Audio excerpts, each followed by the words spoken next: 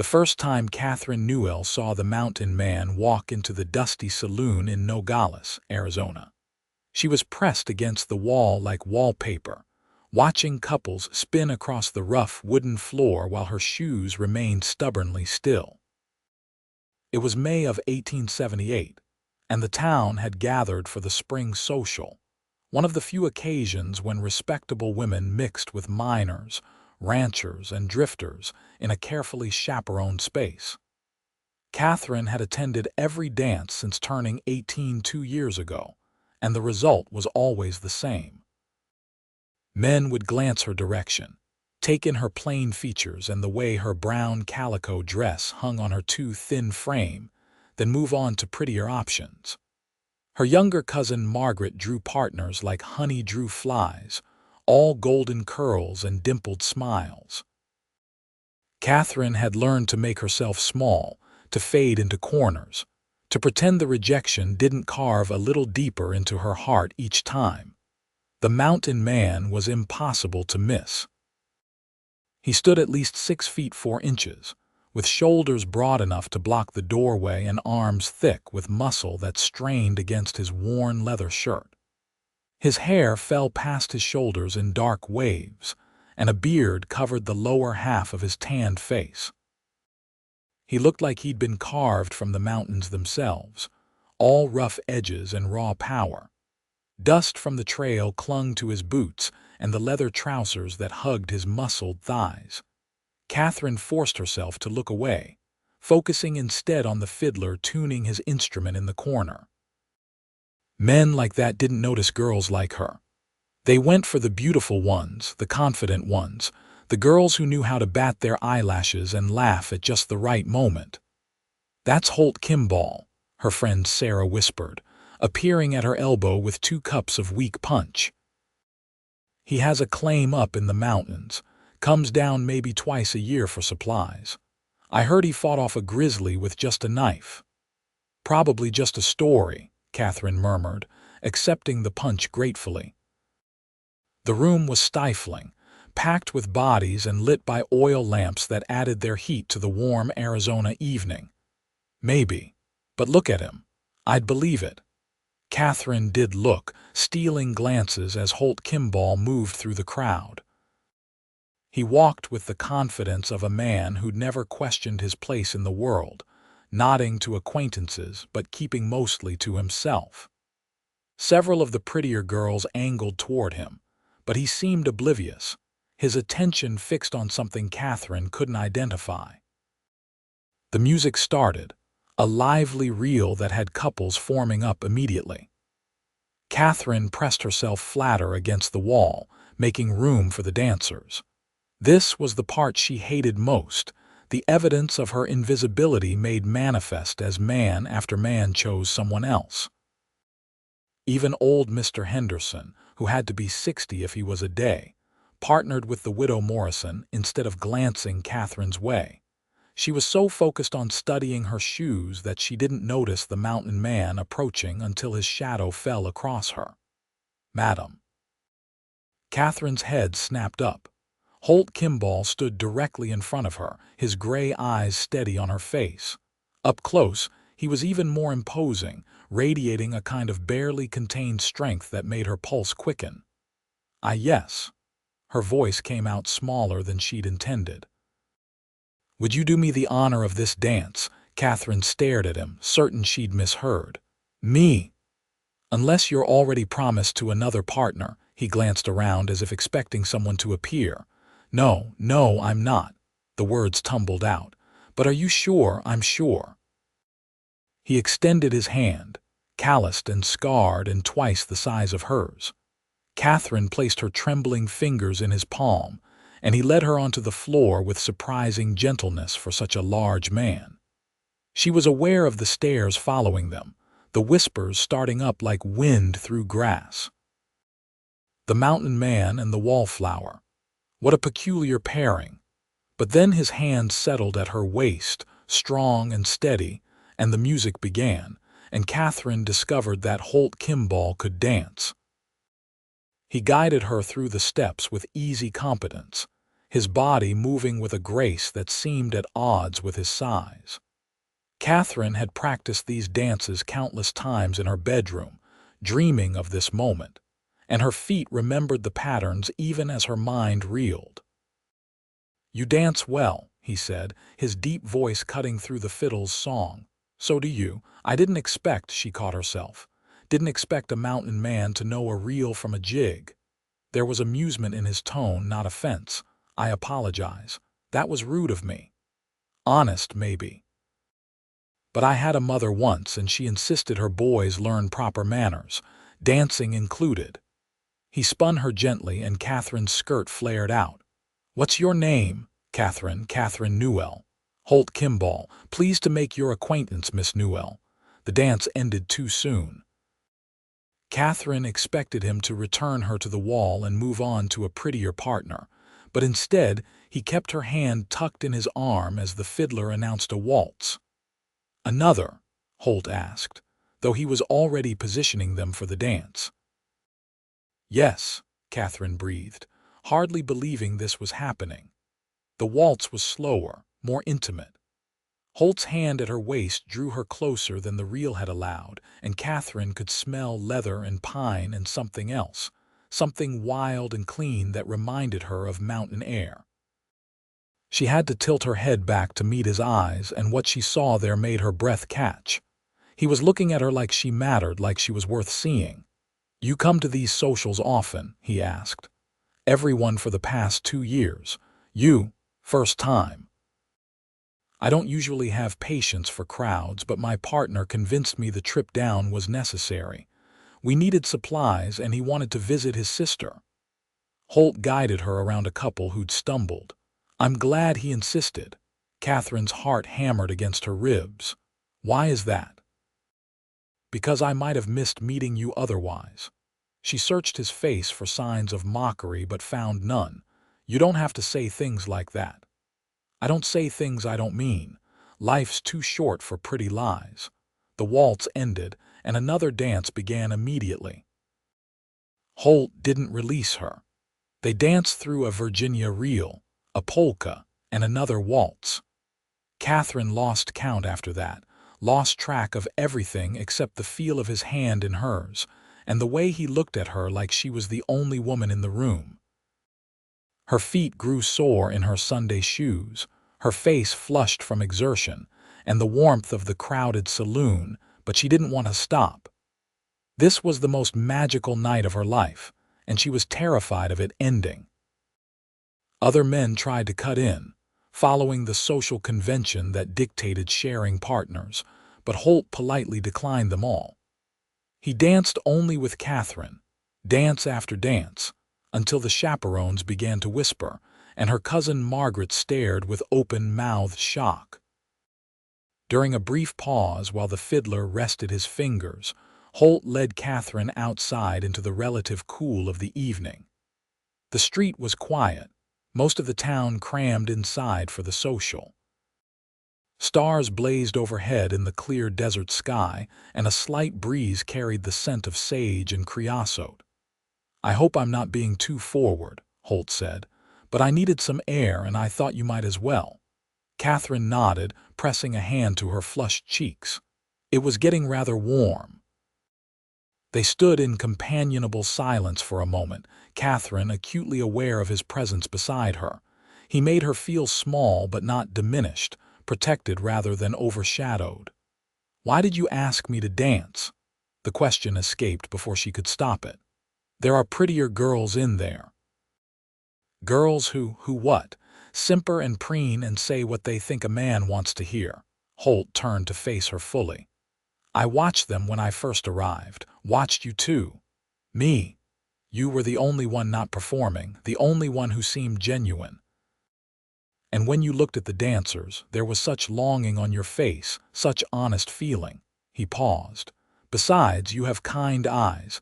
That matters more than a pretty face." Katherine felt tears prick her eyelids. No one had ever said anything like that to her before. "I'm not used to being chosen." "Then men around here are fools." Before Katherine could respond, the music started up again inside. Holt offered his arm. Shall we?" They danced until the social ended near midnight, until Catherine's feet ached and her hair had come loose from its pins, and she'd laughed more than she had in months. When Holt finally walked her home through the quiet streets, she didn't want the night to end. "I'm at the boarding house through tomorrow," he said as they reached her family's modest adobe house on the edge of town. "Would you allow me to call on you in the morning?" "Yes." Katherine didn't even pretend to be coy. "Yes, I'd like that very much." Holt smiled, the expression transforming his rugged features into something approaching handsome. "Until tomorrow, then, Miss Newell." He waited until she was safely inside before walking away, his tall figure disappearing into the darkness. Katherine leaned against the door, her heart still racing, hardly able to believe the evening had been real. Her mother appeared from the kitchen, lamp in hand. "Katherine, is that you?" "Yes, Mama. I heard from Mrs. Henderson that you spent the entire evening with that mountain man." "The entire evening, Katherine. People are talking. Let them talk." Katherine moved past her mother toward the stairs. "For once in my life, let them talk." She climbed to her small bedroom and collapsed onto the narrow bed, still wearing her dress, and stared at the ceiling with a smile on her face. Tomorrow couldn't come fast enough. Morning arrived with bright sunshine and the nervous energy of anticipation. Katherine changed her dress 3 times before settling on her blue cotton with the white collar, the nicest day dress she owned. She brushed her brown hair until it shone and pinned it up carefully, then waited by the front window like a child watching for Christmas. Holt arrived promptly at 9, freshly shaved but with his long hair still loose around his shoulders. He'd changed into clean clothes, though they were still the practical garments of a working man: leather trousers, a cotton shirt that emphasized his broad chest and muscular arms, and well-worn boots. He carried his hat in his hands. Katherine's mother answered the door with barely concealed skepticism. "Mr. Kimball, Mrs. Newell, I've come to call on your daughter if that's acceptable. My husband is at the store, but he'll want to meet you. Katherine is a respectable girl from a good family." "I wouldn't expect anything less, madam." Katherine appeared at her mother's shoulder, her cheeks already pink. "Mama, perhaps Mr. Kimball and I could take a walk, with proper supervision, of course."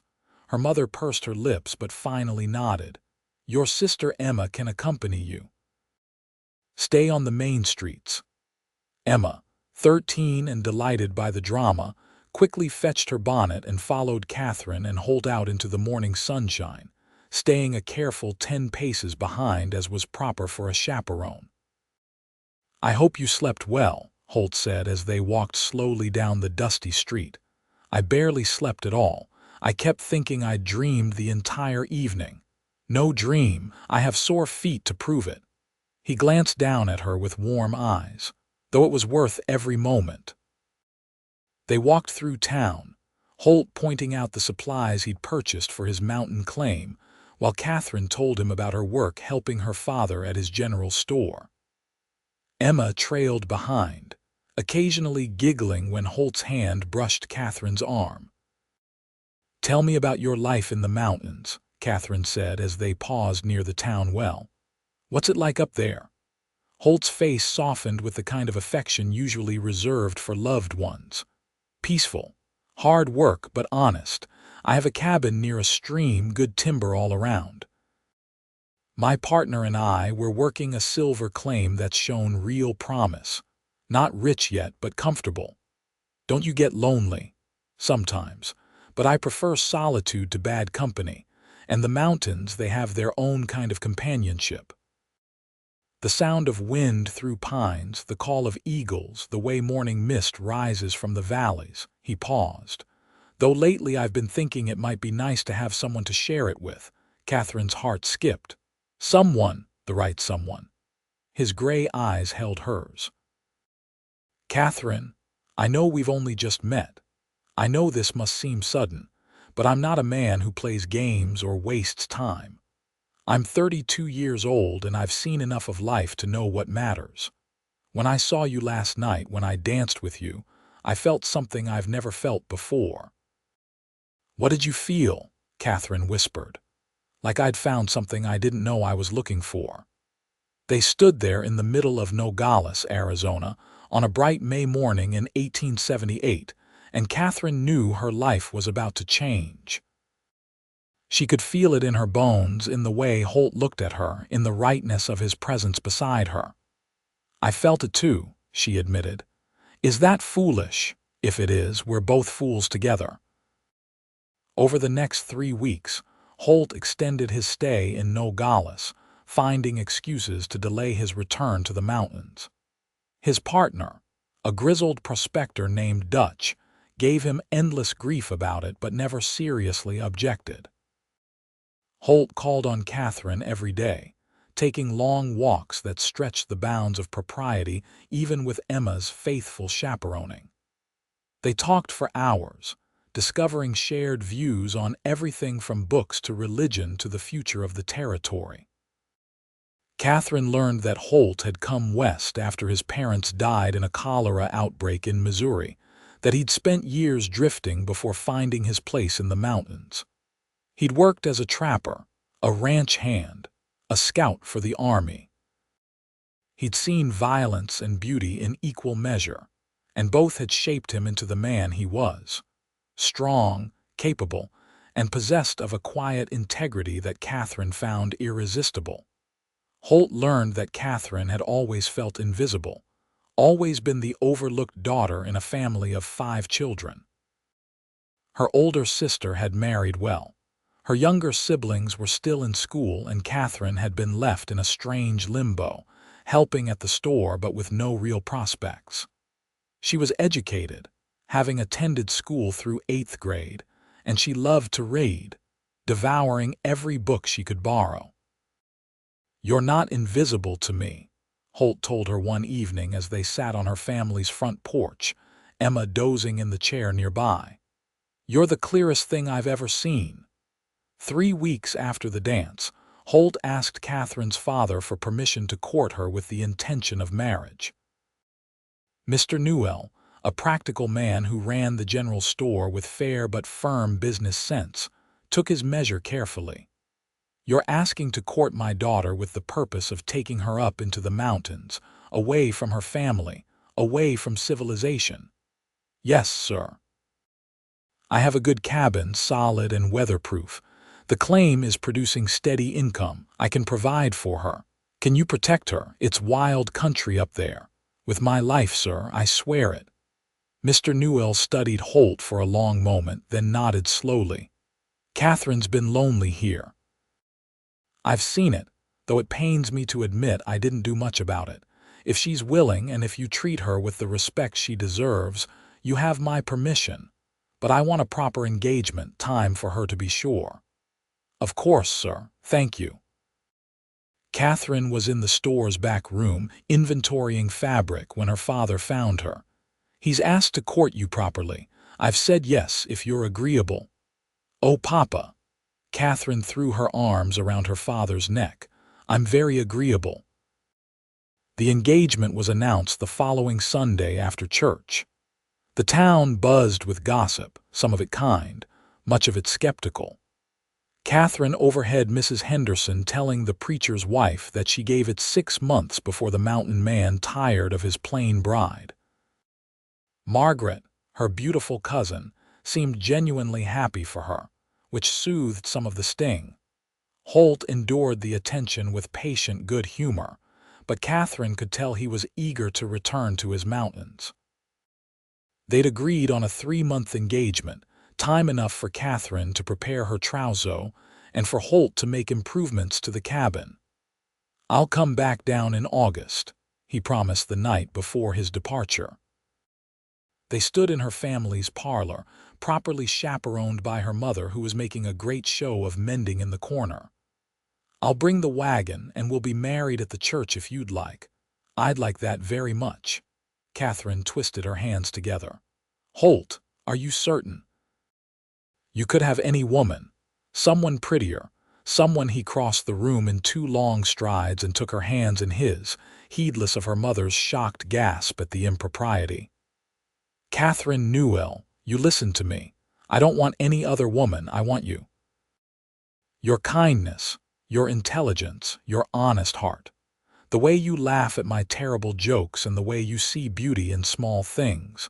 I want to wake up next to you every morning and fall asleep beside you every night. I want to build a life with you. Do you understand?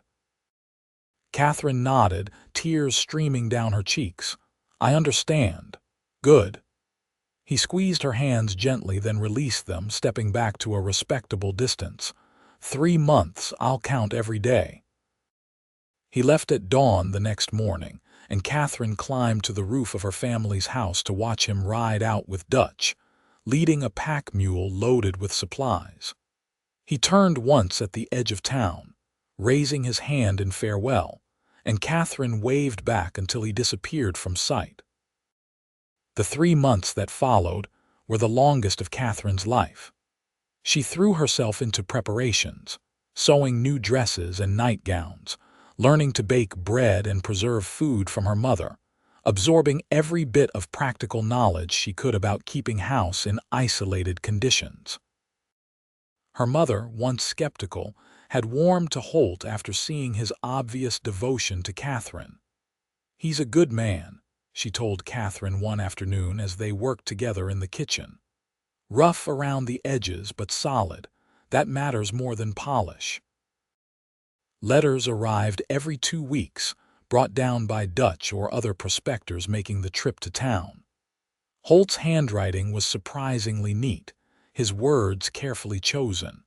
He wrote about progress on the cabin, about a new room he was adding for privacy, about the way he thought of her constantly. Katherine treasured every letter, reading them until the paper grew soft from handling. She wrote back just as faithfully, telling him about her days, about the books she was reading, about her hopes and dreams for their future together. She tried not to dwell on her nervousness about the wedding night, about leaving everything she'd ever known, about whether she'd be equal to the challenges of mountain life. August arrived with blazing heat and the promise of Holt's return. Katherine's wedding dress hung in her wardrobe, simple but pretty white cotton with lace at the collar and cuffs. Her trousseau was packed in a trunk her father had built specially for the occasion. Everything was ready except her nerves, which seemed to fray more with each passing day. What if Holt had changed his mind? What if 3 months away had shown him the foolishness of marrying a plain woman he barely knew? What if— Stop that, Emma said, finding Katherine pacing in her bedroom 2 days before the wedding. He'll be here. He loves you. Anyone with eyes could see it. But what if— No what ifs. You're getting married to a man who looks at you like you hung the moon. Some of us should be so lucky.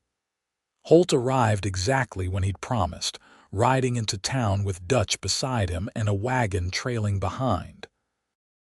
Katherine was at the store when word reached her, and she dropped the bolt of calico she'd been measuring and ran into the street, heedless of propriety. Holt swung down from his horse and caught her as she flew into his arms, lifting her clean off the ground and spinning her around while Dutch laughed and the townspeople stared. "Katherine," Holt murmured into her hair. "God, I've missed you. I missed you too, so much." She pulled back just enough to see his face, noting the new tan from working in the mountain sun, the way his hair had grown even longer. "You're really here? Did you doubt me?" "Every day," she admitted. "Never doubt me. I'll always come for you." He set her gently on her feet but kept his arms around her waist. "2 more days, and you'll be my wife." The wedding took place on a Sunday afternoon in the small church where Katherine had attended services her entire life. She wore her white cotton dress and carried wildflowers that Emma had gathered that morning. Her father walked her down the aisle, tears in his eyes, while her mother dabbed at her face with a handkerchief in the front pew. Holt waited at the altar in new clothes, his long hair tied back, his expression solemn until Katherine reached his side. Then he smiled, and Katherine felt her nervousness melt away. This was right. This was meant to be. The ceremony was simple, the preacher keeping his remarks brief in deference to the August heat. Katherine barely heard the words, focused entirely on Holt's face, on the feel of his calloused hand holding hers, on the magnitude of the promise they were making to each other. "I do," she said when prompted, her voice clear and steady. "I do," Holt echoed, slipping a simple gold band onto her finger. "I now pronounce you man and wife. You may kiss your bride." Holt cupped Katherine's face in his large hands and kissed her gently, carefully, like she was something precious. The congregation erupted in applause, and Katherine felt her cheeks burn as Holt pulled back with a satisfied grin. They were married. She was Katherine Kimball now, wife to the mountain man who'd chosen her when no one else had.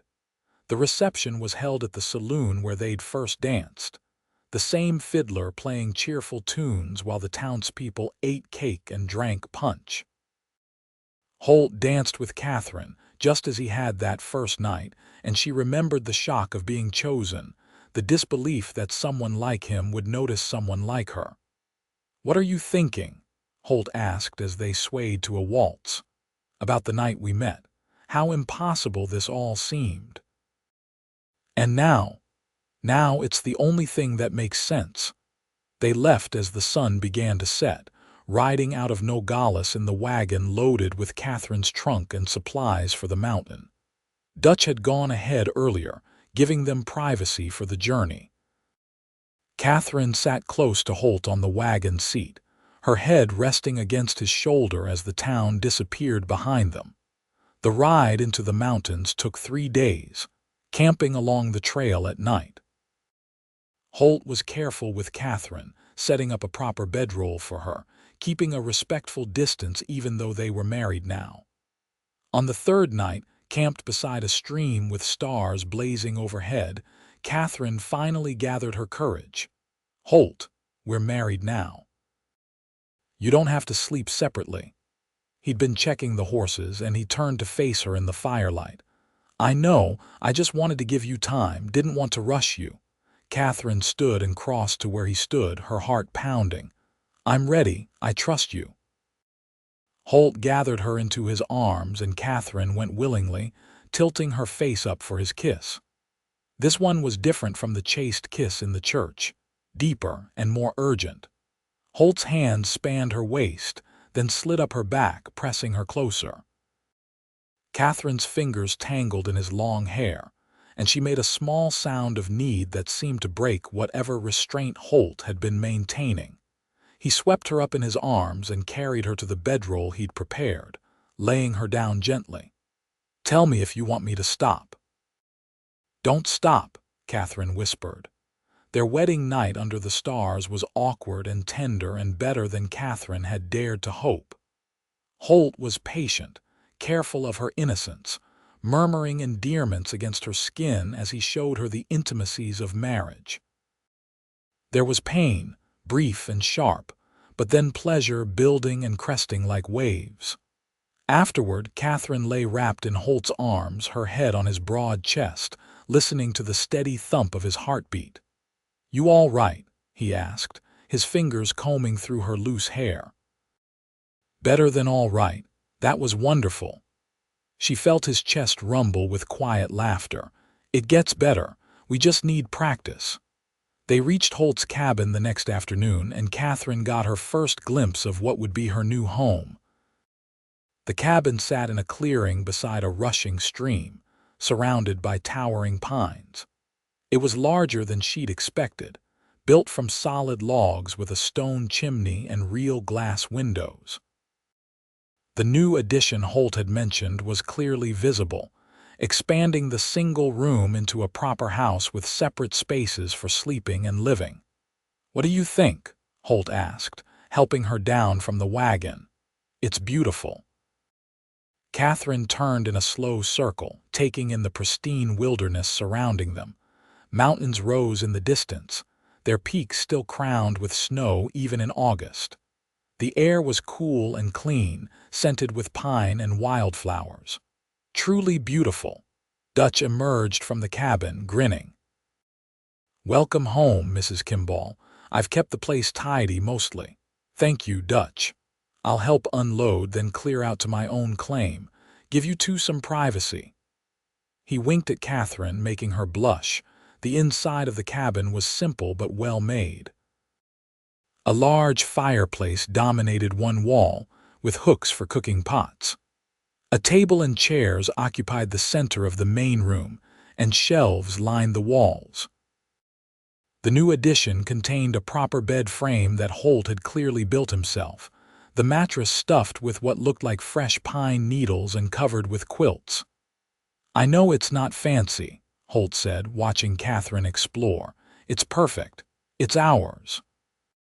Over the following weeks, Katherine settled into her new life with surprising ease. The work was harder than anything she'd done in Nogales, hauling water from the stream, maintaining the garden Holt had planted, learning to cook over an open fire. But there was satisfaction in it too, in the tangible results of her labor, in the way Holt appreciated every meal she prepared and every improvement she made to their home. Holt worked the claim during the day, returning at sunset with silver ore that he and Dutch processed, using equipment set up near the stream. Katherine would hear him coming and go out to meet him, and he'd sweep her up in his arms like he'd been gone for weeks instead of hours. "How's my wife?" he'd ask, nuzzling her neck. "Better now that you're home." They fell into an easy rhythm, working hard during the day and spending their evenings together. Holt taught Katherine to fish in the stream, to identify animal tracks, to read the weather in the clouds. Katherine read to him in the evenings from the books she'd brought, her voice filling the cabin with stories of far-off places and grand adventures. At night, they learned each other's bodies with increasing confidence and pleasure. Katherine discovered that marriage could be joyful, that intimacy could bring laughter as well as passion. Holt was an attentive lover, patient and generous, always ensuring her satisfaction before seeking his own. By October, Katherine knew she was pregnant. Her monthly courses had stopped, and she felt a telltale tenderness in her breasts. She waited until she was certain, then told Holt one evening after supper, "I'm going to have a baby." Holt's fork clattered to his plate. Truly, probably due in late spring." He was around the table in an instant, pulling her up into his arms and holding her with a gentleness that belied his strength. "A baby, our baby." His voice was thick with emotion. "Katherine, I don't have words. Are you happy?" Happy doesn't begin to cover it. He kissed her forehead, her cheeks, her lips. "You've given me everything I never knew I needed. A home, a wife, and now a child. I'm the luckiest man alive." Winter came early to the mountains that year, snow falling in November and not letting up until April. Katherine and Holt were snowed in for weeks at a time, but Katherine found she didn't mind. The cabin was warm and cozy, well stocked with supplies. Holt kept the fire burning and the woodpile replenished, while Katherine cooked and sewed baby clothes from soft cotton she'd brought from Nogales. Her pregnancy progressed smoothly despite the isolation. Holt worried constantly, fussing over her until Katherine had to laugh and push him away. "Women have been having babies for thousands of years," she reminded him. "I'll be fine." "But what if something goes wrong?" "What if, then you'll handle it. You're the strongest, most capable man I know." She took his hand and placed it on her swelling belly. "Feel that, the baby's moving. Everything's fine." Spring arrived with melting snow and rushing water, turning the stream near their cabin into a roaring torrent. Katherine's belly had grown round and heavy, and she moved with increasing difficulty. Holt had convinced a midwife from a mining camp, 20 miles distant, to come stay with them as Katherine's due date approached. a gruff woman named Mrs. Patterson who delivered more babies than she could count. "You've got good hips," Mrs. Patterson announced after examining Katherine. "Should be a straightforward birth." It was anything but straightforward. Katherine's labor started on a warm May evening and lasted through the night and into the next day. Holt paced outside the cabin like a caged animal while Mrs. Patterson coached Katherine through the contractions. The pain was worse than anything Katherine had imagined. Waves of agony that made her cry out despite her attempts at stoicism. "I can't," she gasped during a particularly brutal contraction. "I can't do this." "You can and you will," Mrs. Patterson said firmly. "The baby's coming whether you like it or not. Might as well help it along." Finally, as the sun began to set on the second day, Katherine felt the overwhelming urge to push. Mrs. Patterson positioned her on the bed, and Katherine bore down with all her strength, screaming through the effort. "That's it. Again. I can see the head." One more push, and suddenly the pressure released. A baby's cry filled the cabin, thin and outraged. Katherine collapsed back against the pillows, tears streaming down her face. "It's a boy," Mrs. Patterson announced, placing the squalling infant on Katherine's chest. "A big, healthy boy." Katherine looked down at her son, red-faced and perfect, and felt love slam into her with the force of a physical blow. "Hello, little one. Hello." The door burst open and Holt rushed in, his eyes wild with worry. "Katherine, are you?" He stopped, taking in the sight of his wife and newborn son. "Is that, come meet your son?" Holt approached slowly, almost reverently. He looked terrified as he gazed down at the tiny baby, his large hands hovering uncertainly. "He's so small." "Hold him, Mrs. Patterson took the baby and placed him carefully in Holt's arms after showing him how to support the head. Holt stood frozen, staring down at his son with an expression of wonder and terror. "What should we name him?" Katherine asked. "I don't know. I can't think. He's perfect, Katherine." "He's absolutely perfect." They eventually settled on Henry, after Holt's father. Little Henry Kimball came into the world healthy and loud, with a lusty appetite and his father's gray eyes. Holt proved to be a devoted father, getting up for nighttime feedings and walking the floor when Henry fussed. Katherine would wake to find her mountain man husband cradling their tiny son, singing rough lullabies in his deep voice. As Henry grew from infant to toddler, Katherine marveled at the life she'd built in the mountains. It wasn't the life she'd imagined back in Nogales, pressed against the wall at dances and invisible to everyone who mattered. This was better. This was real and hard and beautiful, filled with love and purpose. More children followed. Margaret arrived 2 years after Henry, a placid baby with Katherine's brown eyes. Then came James, loud and energetic from birth. Each pregnancy, each birth, each child was a blessing that deepened Katherine's appreciation for the man who'd chosen her when no one else had. The years passed in a blur of seasons. The silver claim proved profitable enough to expand, allowing Holt to hire additional workers and build a larger house closer to town. But Katherine insisted on keeping the original cabin too, the place where their life together had truly begun. By the time Katherine turned 30 in 1888, she had 5 children ranging from Henry at age 9 down to baby Samuel at 6 months. The older children attended school in the growing town that had sprung up near the mining operations, while Katherine managed a household that would have seemed impossible to her 20-year-old self. Holt, now 42, still looked at her the way he had that first night, like she was the only woman in the world. His hair had started to gray at the temples, and lines creased his tanned face, but he was still strong and vital, still capable of sweeping her into his arms and making her laugh. One evening in late summer, with the children finally asleep and the house quiet, they sat together on the porch of their newer home, watching the sunset paint the mountains in shades of gold and purple. Holt's arm was around Katherine's shoulders, her head resting on his chest. "Do you ever regret it?" Katherine asked. "Marrying me instead of someone prettier, someone from a better family?" Holt was quiet for a moment, then shifted to look her in the eyes. "Katherine Kimball, in all our years together, that might be the most foolish thing you've ever said. I'm serious. You could have had anyone. I have exactly who I want. The woman I saw across that saloon 10 years ago, the one who looked at the dancers with such longing in her eyes. The woman who took a chance on a rough mountain man and built a life with me in the wilderness.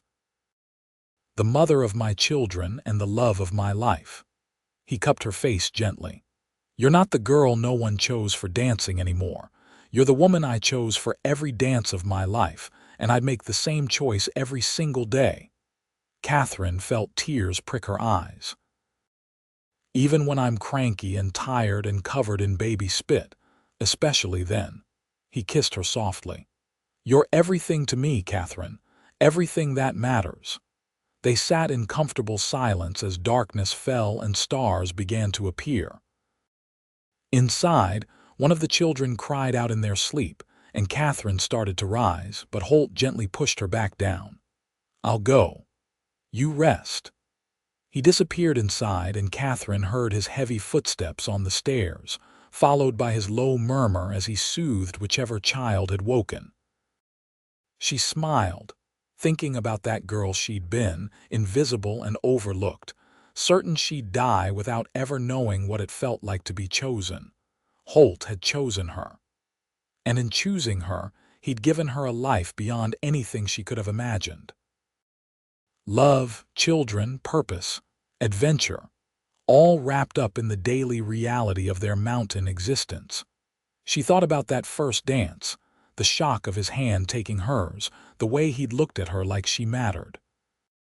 He'd seen something in her that night, something real and valuable that everyone else had missed. And she'd seen him too, past the intimidating size and rough appearance to the good man beneath. They'd built something together, something lasting and true. It hadn't always been easy. There had been hard winters and lean times, difficult births and childhood illnesses that had them both sick with worry. But they'd faced everything together, and their love had only grown stronger. Holt returned to the porch and settled beside her again. Margaret had a nightmare. "She's settled now. You're good with them. They're good children. They take after their mother," Katherine laughed. "They're wild as mountain goats, every last one, maybe that too." They sat together until the night grew cold, then went inside to their bed. Holt held Katherine close, her back to his chest, his arm protective around her waist. "I love you," he murmured into her hair, "in case I don't say it enough. You say it constantly, but I never get tired of hearing it."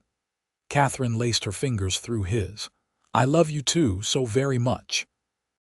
Sleep claimed them both, and outside the mountains stood eternal watch, sheltering the family that had made their home among the peaks. Years continued to pass, marked by the rhythms of seasons and the milestones of growing children.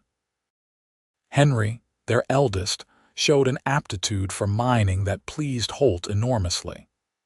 By age 15, he was working alongside his father in the expanded operations, learning the business that would one day be his. Margaret developed a gift for music, her voice pure and sweet when she sang at church services. James had his father's size and strength, already towering over his mother by age 12. The younger children, Samuel and little Eleanor, who'd arrived unexpectedly when Katherine was 33, completed their boisterous household. Katherine found unexpected joy in motherhood, in the chaos and love of raising 5 children in the mountains. She taught them to read and write before they started school, instilled in them the values of hard work and honesty that both she and Holt prized. She watched them grow with a mixture of pride and bittersweetness, knowing each passing year brought them closer to leaving home and starting their own lives. The mining operations prospered, making the Kimball family one of the more successful in the region. Holt could have moved them to a city, could have built a mansion and hired servants. But both he and Katherine preferred their mountain life, the simplicity and beauty of it. They built a comfortable home, educated their children well, and saved money for the future, but never lost sight of what truly mattered. In the spring of 1895, Katherine and Holt celebrated their 17th wedding anniversary.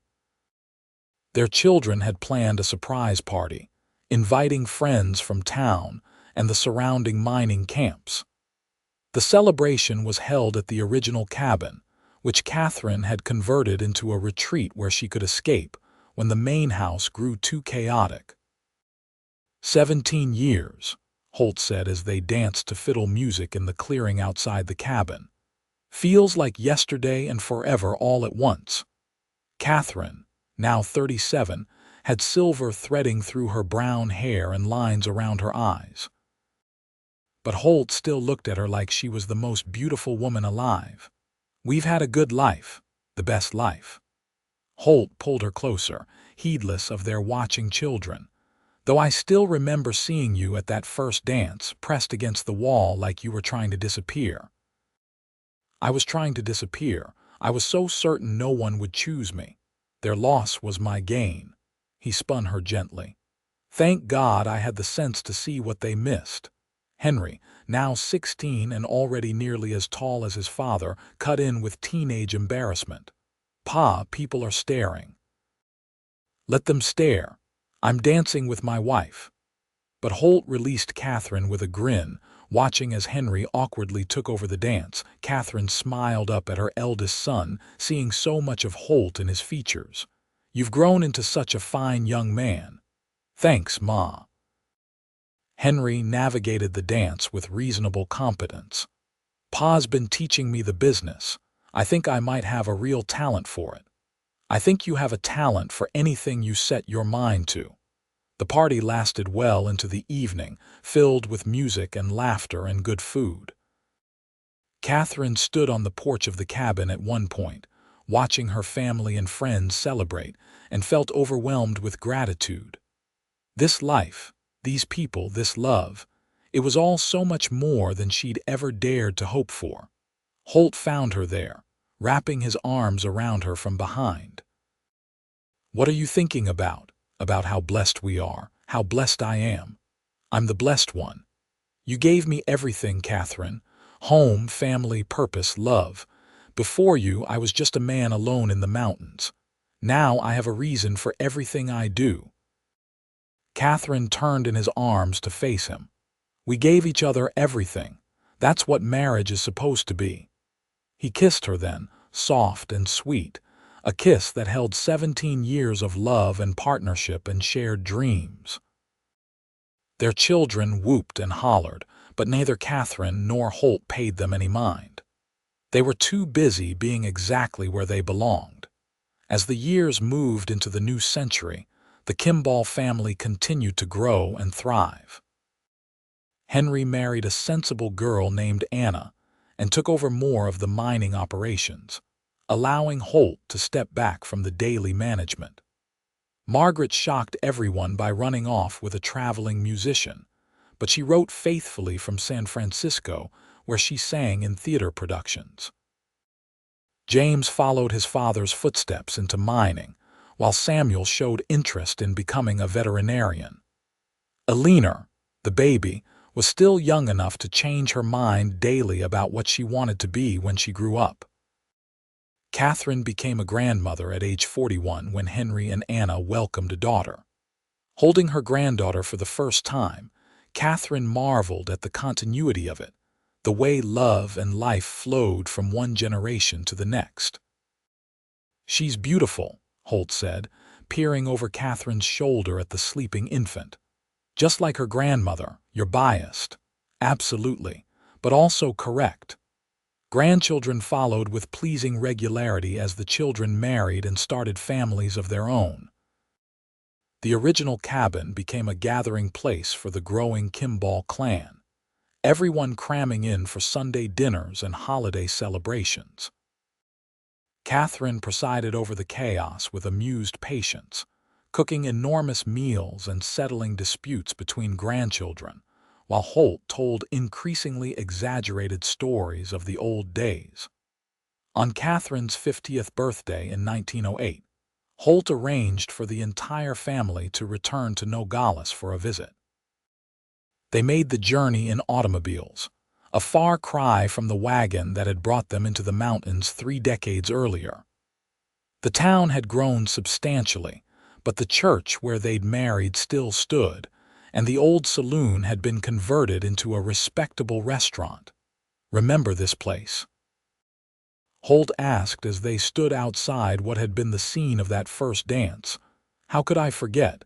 It's where you first asked me to dance." "Want to dance now, here, in the street? Why not?"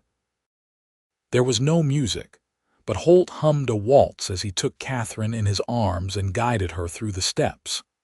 Their children and grandchildren gathered around, clapping and laughing as the couple danced on the dusty Nogales street in the bright Arizona sunshine.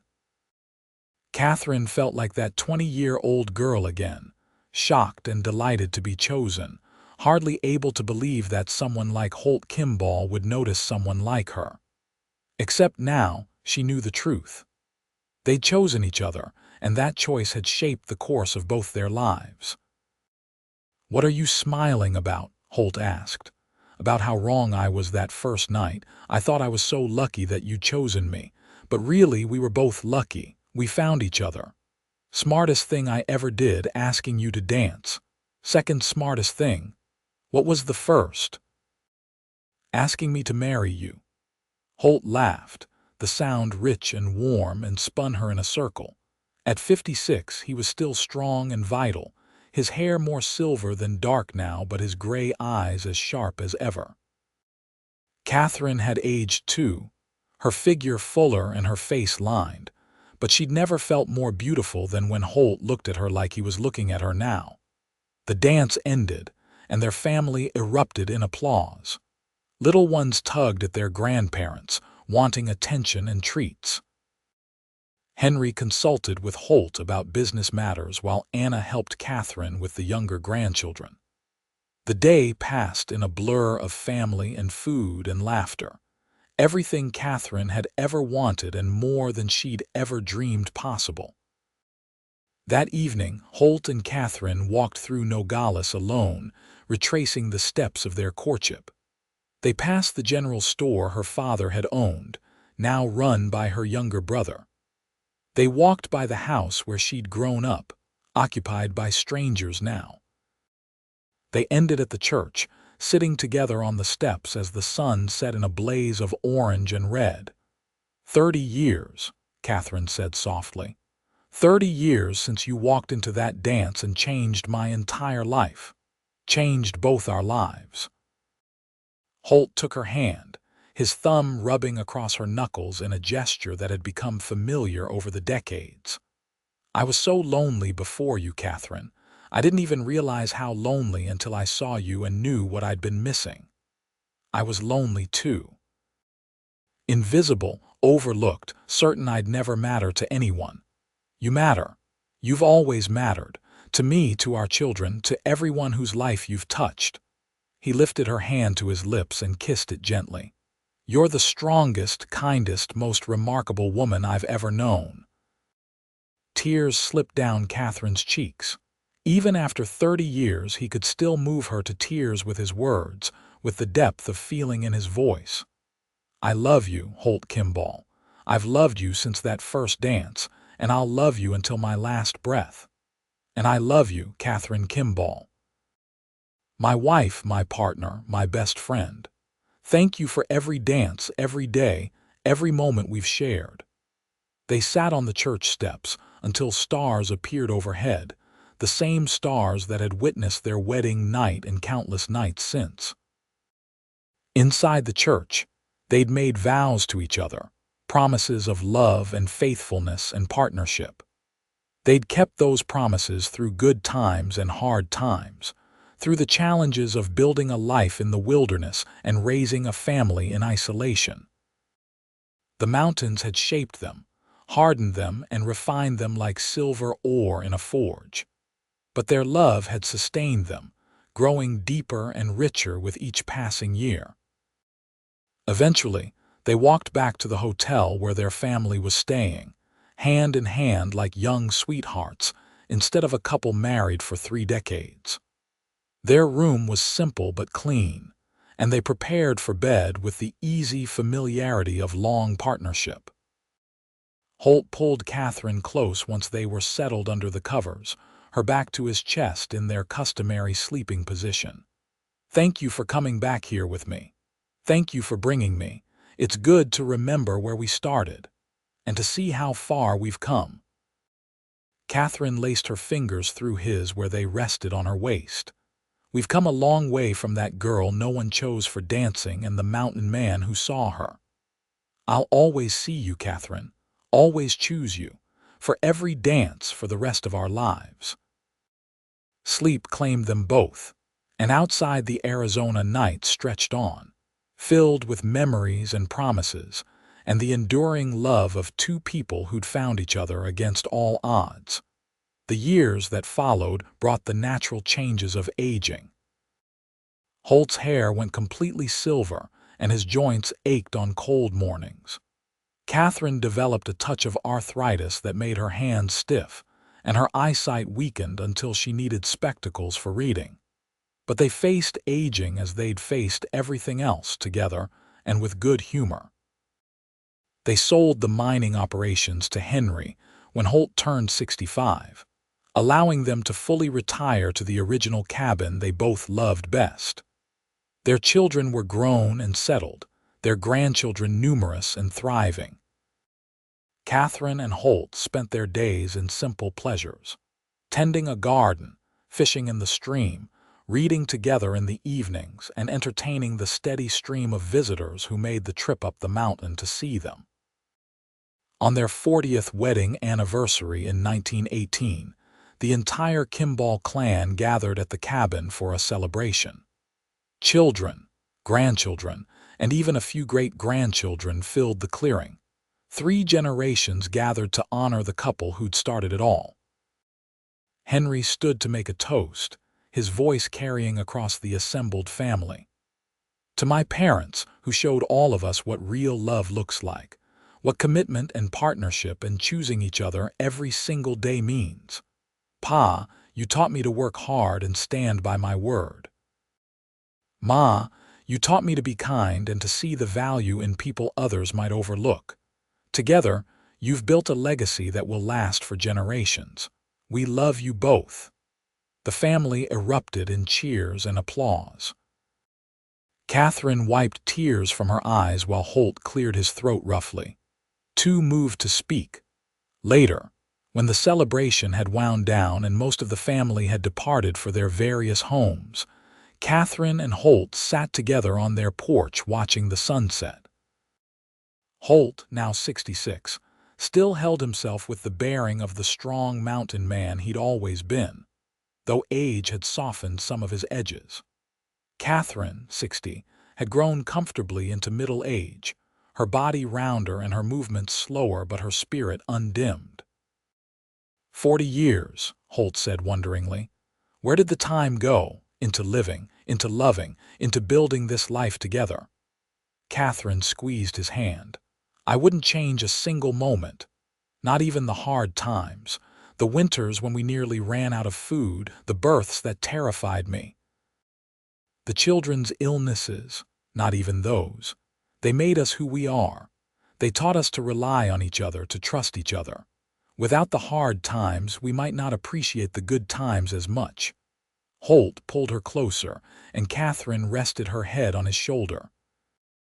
They'd sat like this thousands of times over the years, finding comfort in each other's presence, in the solid reality of their partnership. You remember what I told you that first night?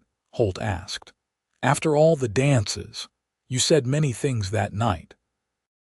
I said I was glad my partner convinced me to come to town, that I might have missed meeting you otherwise." Katherine smiled.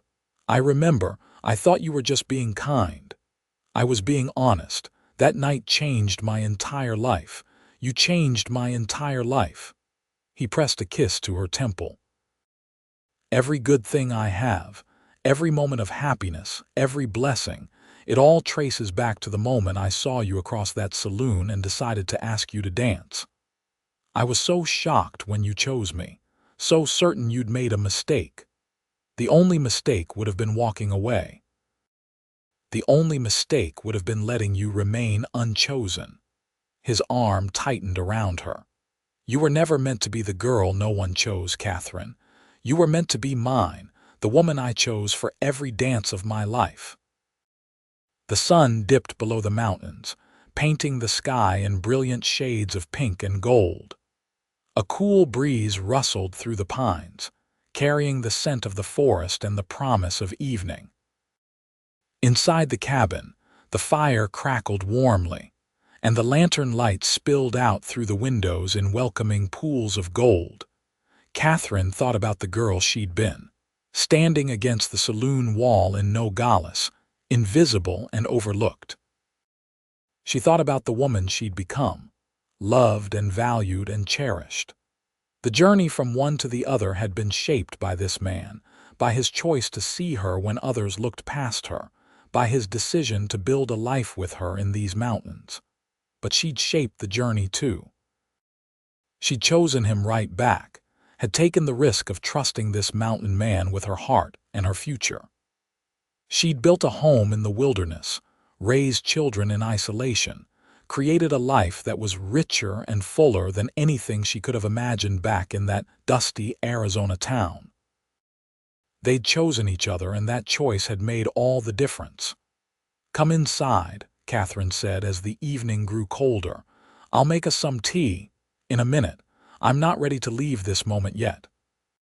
So they sat together as darkness fell and stars began to appear.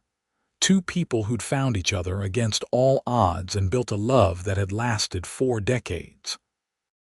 The mountains stood eternal watch around them, sheltering the cabin where their life together had truly begun, where their love story had unfolded one day at a time. Eventually, they did go inside, Holt banking the fire while Katherine prepared tea. They sat together at the table where they'd shared thousands of meals, sipping from chipped mugs and talking about nothing important. This was the reality of their love, Katherine thought. Not grand gestures or dramatic moments, but quiet evenings and shared tea and the comfort of knowing they'd face whatever came next together. They'd have more years, they both hoped, more time to watch their family grow and enjoy the fruits of the life they'd built. But even if tomorrow was all they had, it would be enough. They'd loved each other well, had chosen each other every day, had built something lasting and true. "Time for bed," Holt said finally, rising with a groan as his knees protested. Katherine followed him to their bedroom, the room Holt had added to the cabin before their wedding 40 years ago. The bed was the same one he'd built with his own hands, though the mattress had been replaced more times than she could count. They prepared for bed in comfortable silence, changing into nightclothes and completing the rituals of 4 decades together. Holt climbed into bed first and held out his arms. Katherine went to him gladly, settling into her favorite position with her head on his chest and his arm around her shoulders. His heartbeat was steady under her ear, a sound as familiar as her own breath. "I love you," Holt murmured into her hair. "Today, tomorrow, and always. I love you too. For every dance of our lives, just like you promised." They drifted off to sleep as they had for 40 years, wrapped in each other's arms and surrounded by the quiet darkness of the mountain night. Outside, the stream rushed over rocks and an owl called somewhere in the trees. The world turned on, seasons changing and time passing, but inside the cabin, love remained constant. Katherine dreamed of dancing, of that first waltz in Holt's arms when she'd been shocked and delighted and hardly able to believe someone had chosen her. She dreamed of their wedding, of their children being born, of all the moments large and small that had filled their years together. And through every dream, Holt was there, steady and strong, the man who'd seen her when no one else had, who'd chosen her for every dance of his life. When morning came, they woke together as always, Holt's arms still around Katherine, her head still pillowed on his chest. Sunlight streamed through the windows and birdsong filled the air. It was a new day, another day to love and be loved, another day of the life they'd built together. Holt kissed Katherine's forehead. "Good morning, my love. Good morning." She smiled up at him, seeing past the lines and gray hair to the man who'd captured her heart 4 decades ago. "Ready for another day, ready for anything as long as you're beside me." They rose together and began their day, hand in hand as they'd been for 40 years. The future stretched before them, unknown and uncertain as all futures are. But Katherine knew whatever came, they would face it together. They'd keep choosing each other, keep loving each other, keep dancing through whatever life brought their way. Because that was what they did. That was who they were. The mountain man and the girl no one had chosen, who'd found each other in a crowded saloon in Nogales, Arizona, and built a love that would last the rest of their days and echo through generations to come. Their story wasn't finished yet. There would be more years, more memories, more moments of joy and challenge. There would be more grandchildren to spoil and more sunsets to watch from their porch. There would be quiet mornings and busy afternoons, laughter and occasional tears, all the rich tapestry of a life well lived. But the foundation was set, solid and unshakable. 2 people who loved each other, who'd built a life together in the wilderness, who'd raised a family and created a legacy. 2 people who'd chosen each other when the world said they were an unlikely match, and proved that love was stronger than expectation or appearance or social convention. The years rolled on, each one bringing its own joys and sorrows. Holt's health began to fail when he reached his early 70s, his strong body finally showing the wear of a lifetime of hard labor. Katherine nursed him through pneumonia one winter, sitting by his bedside for days until the fever broke. He recovered, but both of them knew time was growing short. They made the most of what they had, taking walks when Holt was strong enough, sitting together on the porch when he wasn't. Their children visited regularly, and the cabin was rarely without the sound of grandchildren and great-grandchildren playing in the clearing. Katherine, in her mid-60s, remained relatively healthy, though her arthritis made some tasks difficult. She refused to slow down, maintaining the cabin and garden with stubborn determination. Holt would watch her from his chair, pride and love evident in every glance. "You should rest," he'd tell her. "I'll rest when I'm done," she'd reply, the same answer she'd given for decades. On a crisp October morning in 1925, 47 years after their first dance, Holt woke with a strange feeling in his chest. He didn't tell Katherine, not wanting to worry her, but she knew him too well to be fooled. "What's wrong?" she asked, studying his face. "Nothing, just old age catching up with me. Should I send for the doctor?" "No, just come sit with me." They settled together on the porch, wrapped in blankets against the autumn chill. The mountains blazed with color, aspens turning gold against the dark green of pines. It was breathtakingly beautiful, and Holt felt at peace. "Katherine," he said quietly, "if something happens to me, don't talk like that. Listen, if something happens, I want you to know you've made me the happiest man alive. These 47 years have been the greatest gift. You, our children, our life together, it's been everything." Tears streamed down Katherine's face. "You're not going anywhere. You're too stubborn. Maybe. But just in case, I need you to know, you were never the girl no one chose. You were always meant to be chosen, meant to be loved, meant to be cherished. And I'm grateful every day that I was the man who got to do those things. Holt, I love you, Katherine Kimball. With everything I am, with everything I have, I love you. I love you too, so very much.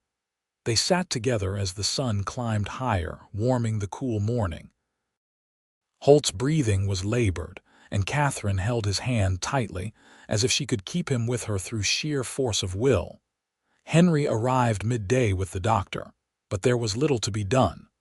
Holt's heart was simply wearing out, the doctor explained gently. It could be days or weeks, but the end was coming. Holt lasted 3 more days, surrounded by his family, his hand never leaving Katherine's. He died peacefully on a Thursday afternoon with autumn sunlight streaming through the windows and Katherine whispering her love in his ear. The grief was crushing. Katherine had known this day would come eventually, but knowing didn't make it easier. She'd lost her partner, her best friend, the man who'd chosen her when no one else had. The cabin felt too empty without him, the silence too profound. But she carried on because that's what Holt would have wanted. She stayed in the cabin they'd shared, tending the garden and welcoming the endless stream of children and grandchildren who came to check on her. She told stories about Holt to the great-grandchildren who barely remembered him, keeping his memory alive through words and laughter. Katherine lived another 12 years, dying peacefully in her sleep at age 79 in the cabin where she'd spent the best years of her life. Her children found her in the morning, a smile on her face, her hand reaching toward the empty space where Holt had always slept. They buried her beside Holt on the mountain they'd both loved, with a simple headstone that read, Katherine Kimball, beloved wife, mother, and grandmother. Chosen and cherished. The cabin became a family treasure, maintained by the Kimball descendants as a reminder of where it all began. They gathered there for reunions and special occasions, telling and retelling the story of the mountain man, and the girl no one chose for dancing, whose love had created a legacy that would last for generations. Because that's what real love does. It builds and grows and creates ripples that extend far beyond the original 2 people. It transforms the invisible into the cherished, the overlooked into the essential. It proves that choice and commitment and daily acts of kindness matter more than appearance or social standing, or what anyone else thinks. Holt and Katherine's story became family legend, passed down through the years, as an example of what marriage could be when 2 people truly chose each other. Their great-great-grandchildren would visit the cabin and stand where they'd stood, imagining that first dance in a dusty saloon in Nogales, imagining the courage it took to build a life in the wilderness, imagining the depth of love that could last through 47 years and beyond. And on quiet nights when the wind whispered through the pines and moonlight silvered the stream, those who stayed at the cabin swore they could hear music drifting through the trees. And if they looked closely, they might catch a glimpse of 2 figures dancing in the clearing, a mountain man and his chosen bride, waltzing together for all eternity. The story didn't end with their deaths. It continued in every marriage their descendants built, in every act of kindness and choice and commitment. It lived on in the values they'd instilled, the example they'd set, the proof that love could conquer loneliness and invisibility and doubt.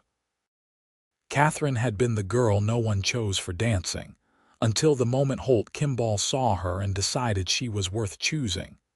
And in that choice, in that single moment when his hand extended toward hers, both their lives had changed forever. She'd become visible, valued, loved. He'd found purpose, partnership, home. Together, they'd built something beautiful. Together, they'd proved that the best love stories aren't about the beautiful people or the expected matches. They're about two people who see each other truly, who choose each other daily, who build a life together, one dance, one day, one moment at a time. And if that isn't a happily ever after, what is?